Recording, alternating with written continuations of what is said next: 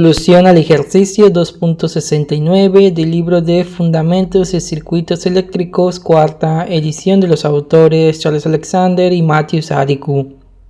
La instrucción de este problema 2.69 nos dice lo siguiente: un voltímetro es usado para medir el voltaje V0 en el circuito en la figura 2.129.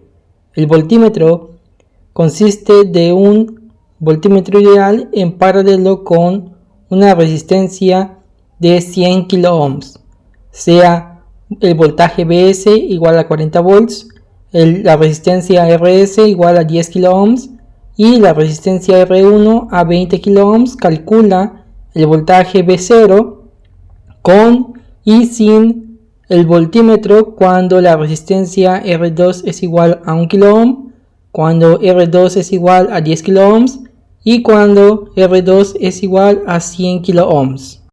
De igual forma, aquí tenemos los dos circuitos que nos mencionan. Dicho esto, comenzamos haciendo el inciso A sin el multímetro. Entonces, del lado izquierdo tenemos cómo queda el circuito con sus valores y tenemos que encontrar el voltaje V0.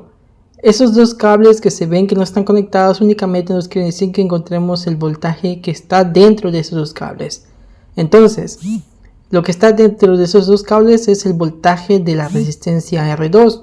Entonces, V0 es el voltaje de la resistencia R2. Entonces, para encontrar el voltaje V0 ya no vamos a hacer reducción de circuitos, ya vamos a empezar a utilizar o a ver los circuitos de una manera donde podamos hacer procesos más rápidos.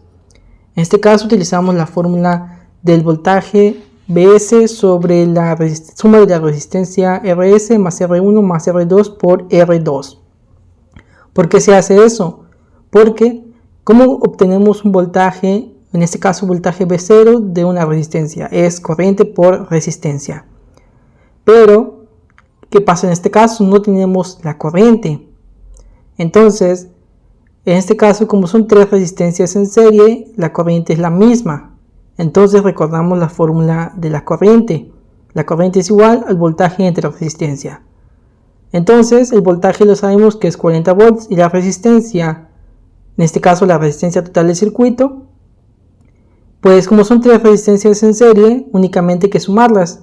Entonces nos queda que la corriente de la resistencia R2 es igual al voltaje Vs sobre la suma de Rs más R1 más R2. Entonces ahora, en vez de poner corriente, ponemos esta fórmula que acabamos de encontrar y ya obtenemos la fórmula para el voltaje V0, que es igual al voltaje Vs sobre Rs más R1 más R2 por R2. Entonces ya vimos de dónde viene esta fórmula. Para no solo decirles que utilicen la fórmula y no sepan de dónde viene, ya vimos de dónde viene. Entonces sustituimos los datos y obtenemos que el voltaje V0 es igual a 40 sobre 31 volts, que es aproximadamente a 1.29 volts. Y esta es nuestra primera respuesta del inciso A.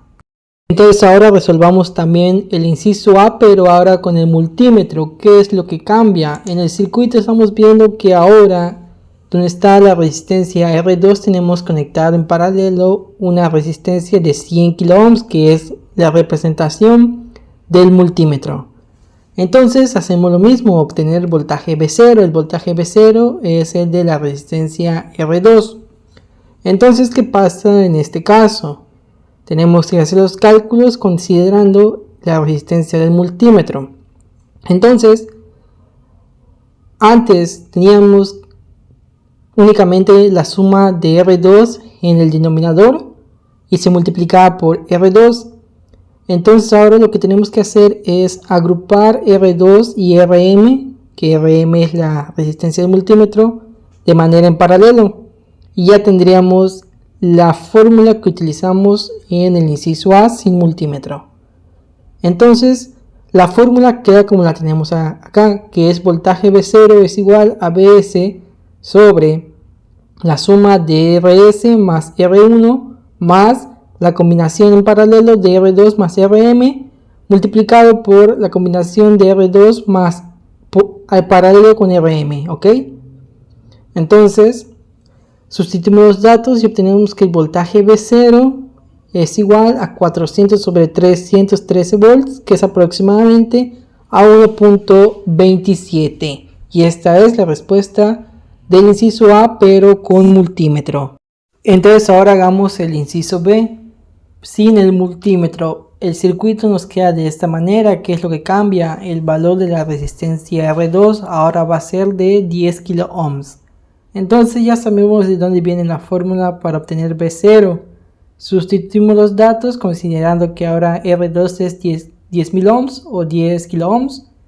Sustituimos los datos, resolvemos con la calculadora y obtenemos que V0 es igual a 10 volts.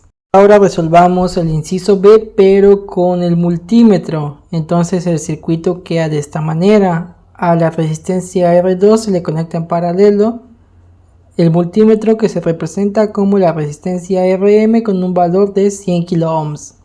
Conocemos la fórmula, o ya he explicado de dónde viene la fórmula. Sustituimos los datos y obtenemos que el voltaje V0 va a ser igual a 400 sobre 43 ohms, que es 43 volts, que es aproximado a 9.30 volts.